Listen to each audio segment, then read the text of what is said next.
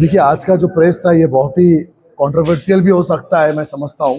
पर मुझे उम्मीद है कि हमारे समाज में थोड़ी सी जो नाइत्तेफाकी है उसको ख़त्म करने की ज़रूरत है।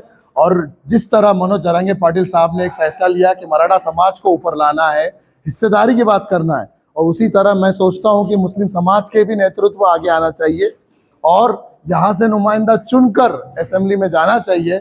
इसी नेतृत्व को लेकर कहा, जैसे कि कारंजा में यूसुफ पुंजानी साहब, औरंगाबाद से ईस्ट से इम्तियाज जलील साहब, बाबा जानी दुर्रानी साहब पाथरी से, सावित्री जी जो कि ओबीसी समाज के परभनी से, जावेद कुरैशी साहब सेंट्रल से, वारिस पठान साहब भिवंडी से और चंद्रशेखर घुले पाटिल साहब शेवगांव से। ऐसे 7 नाम हमने चुने कि हमको ऐसा लगता है कि ये जो समाज का नेतृत्व नहीं, समाज के लिए हमेशा आवाज उठाते।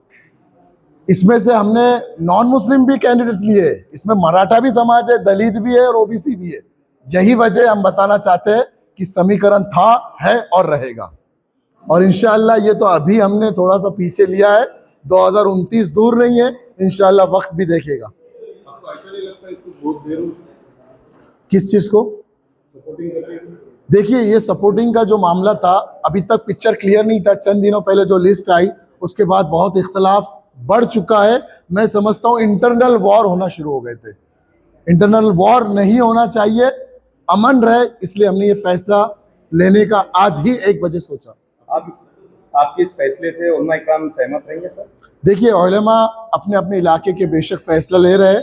सिर्फ औरंगाबाद का जहाँ तक बात आई, मैंने अक्सर जितने इलाके आपके सामने लिया, यहाँ के उलमा से हमारा मशवरा हुआ और अल्हम्दुलिल्लाह उनके तरफ से ये नाम आया। रही बात औरंगाबाद की, औरंगाबाद में भी इम्तियाज जलील साहब के चाहने वाले उलमा भी है जो कई दिनों से मेहनत कर रहे हैं। अकबर साहब से भी मिले, अल्हम्दुलिल्लाह। देखिए, हर चीज का पॉजिटिव और नेगेटिव होता है। मैं समझता हूँ उसको आप इतना बड़ा इशू मत बनाइए, और मैं समझता हूँ कि किसी की कुर्बानियों को आप मत भूलिए, जिसने 10 साल 15 साल उम्मत के लिए डाल दिया। चंद गलतियों के वजह से उसको आप अपना रास्ता मत बताइए, साथ दीजिए। उम्मत एकजुट होकर जब आगे आएंगी, इंशाल्लाह इनकलाब आएगा। और औरंगाबाद जो शहर है, इसकी निगाह पूरे हिंदुस्तान की निगाह इस पर है। और मैं समझता हूँ, मुझे उम्मीद है इस बार औरंगाबाद वाले बता देंगे ये 2 सीटों को चुनकर इंशाल्लाह कि ये ताकत क्या होती है। झगड़े होते रहेंगे, 4 दीवारी के हैं, बाद में बैठकर हम बात करेंगे, पर अब आप पूरा पूरा साथ दीजिए। ये साथ इंशाल्लाह पार्लियामेंट भी हिलाएगा और असेंबली भी। ओबीसी साहब से नहीं है, हमारा कोई पार्टी से कोई ताल्लुक नहीं। किससे मिलकर आपने फैसला लिया? कुछ डील हुई है, कुछ आपकी उनसे बात हुई है? जलील साहब आपके पास आए थे, आप जलील साहब के पास? इम्तियाज जलील साहब से कल हमारी बात हुई है, और सबसे बड़ा मुद्दा जो हम लोग उलमा बोर्ड वाले लेकर चल रहे हैं, बहुत अच्छा सवाल भाई ने किया। सबने खेला, महायुति ने भी खेला, महाविकास ने भी खेला। अफसोस की बात है, महाराष्ट्र एक ऐसा यतीम स्टेट है। आप बताइए कि अब तक स्टेट में इमामों को तनख्वाह नहीं दी गई, जबकि हर स्टेट गवर्नमेंट दे रही है। क्या वजह थी? महाराष्ट्र में कांग्रेस की सरकार नहीं थी, महाराष्ट्र में बीजेपी और शिंदे की सरकार नहीं थी, क्यों नहीं दिया आपने? अब भरोसा इन लोगों को हम नेतृत्व देंगे, ये हमारी आवाज आगे पहुंचाएंगे। और सबसे इसको लेकर बात हुई कल कारंजा में, 20,000 से ऊपर लोग जमा हुए यूसुफ पुंजानी साहब के लिए। 300 से 400 उलमा बैठ के फैसला लिए कि ये लड़ाई के लिए यूसुफ पुंजानी साहब आंदोलन भी करेंगे। उसी साथ वारिस पठान साहब तो हमेशा मेरे साथ रहते बंबई में इस मुद्दे को लेकर।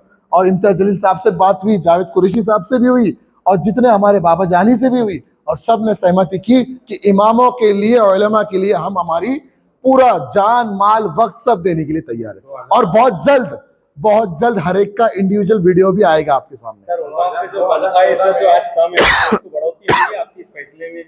देखिए, मैं एक बात बोलूं, उलमा की तनख्वाह कम है ही नहीं, ये तो चंदा करके हम लोग दे रहे।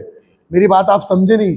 वक्फ बोर्ड की जिम्मेदारी है, according to the supreme court order 93 जो अमेंड हुआ 2002 या 3 में, कि हर इमाम को वक्फ बोर्ड से तनख्वाह मिलना चाहिए, जिसका सैलरी स्केल 14,000 से 16,000 हो चुका है हरियाणा में।